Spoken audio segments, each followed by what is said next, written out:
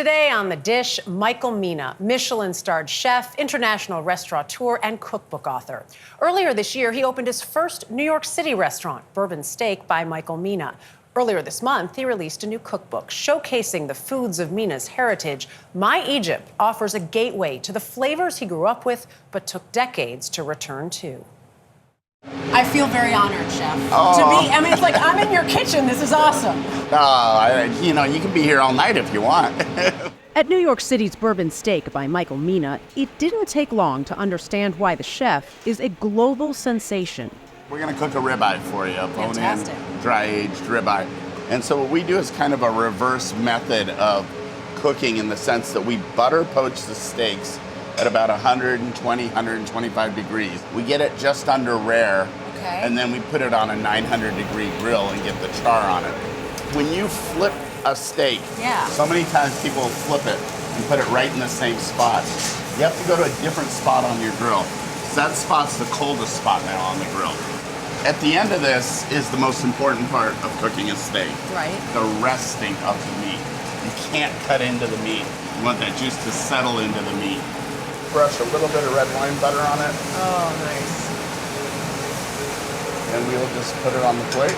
And we're just gonna go ahead and let that rest. The cooking lesson was just one part of our visit. The other, of course, a sumptuous feast, including that ribeye. I know you were eyeing it. I know.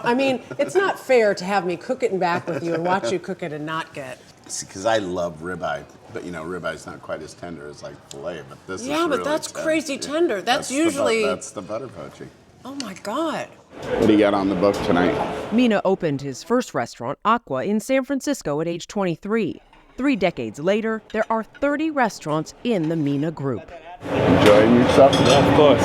Right. Happy to be here. Very happy to be here. Born in Egypt, Ashraf Mina, as he was known then, moved with his family at age 2 to a small town in the middle of Washington state. It was the second largest rodeo in the nation. So if you want to understand the demographic a little bit, and it was hard growing up there. It was hard. People didn't look like you. Didn't look like me.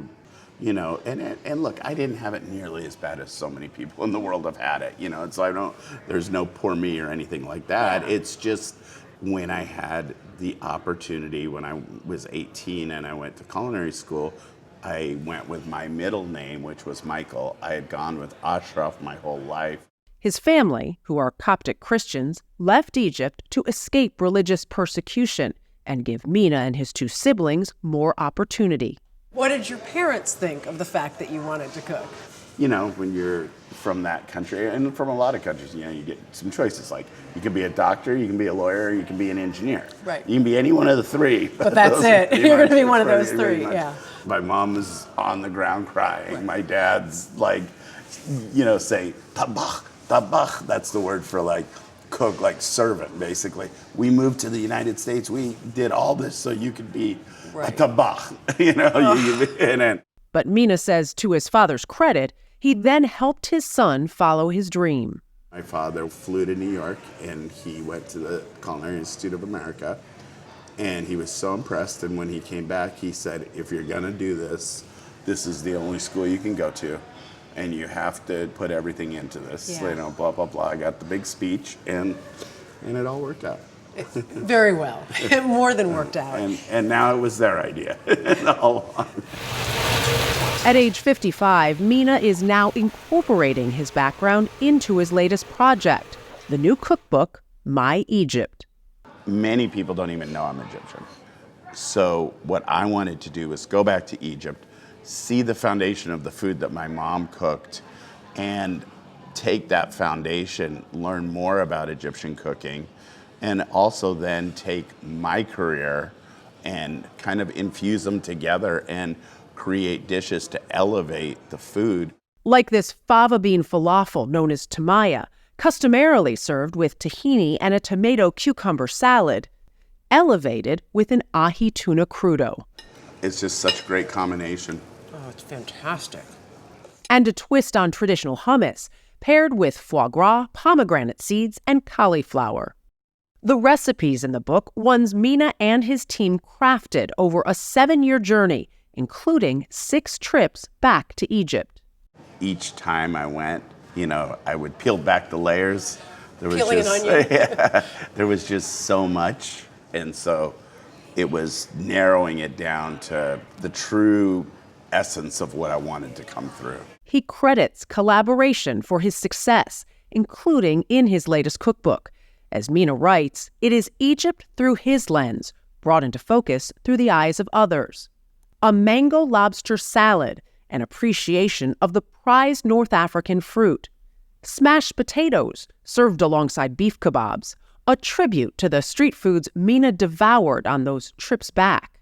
And you go for $1, they wrap it in a newspaper and they cut it and they put olive oil and a little bit of sea salt and a little bit of herbs on it. And you just walk around eating these potatoes. They're so good. One of his greatest ongoing collaborators, his mom. This salt-baked bream, served atop zucchini with a citronette sauce, is Mina's take on a dish from childhood.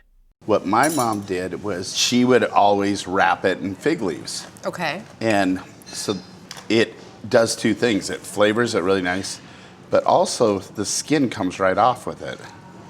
Mina's sentimental favorite, kushari, an Egyptian staple. Chickpeas, lentils, and rice cooked with pasta, spicy tomato sauce, and crispy onions.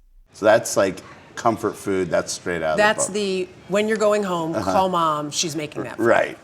Mina dedicated My Egypt to his family, his wife and kids, and of course, his mom and dad. My mom told me her picture wasn't big enough. She's feisty. I like that. I like that. They're very proud of the book. Yeah. It had to take them back, too. It does. It does. A homecoming, Michael Mina says, was worth the wait. I don't think I could have done this 10, 15 years ago. I think I'm really happy that I waited and really, took more time and got more experience. This will definitely be my favorite, because it's just the food, it just really always brings back amazing memories for me. And if he's going to have mom make it when he goes home, that is exactly what I have brought to you. And this was the amazing thing that I thought he told me. He took all those trips back to Egypt. He had never gone back to Egypt before that. He had a lot of family living in Washington State where he was, and he ate all the foods of his mom and his aunt, and he had those. But those trips back just changed some of that perspective so much, and he influenced chefs there as well. Really a wonderful homecoming for him. But the best part of it is knowing that his parents got to see his success. They're living. Even though mom's picture wasn't big enough. Yeah, that's important to note.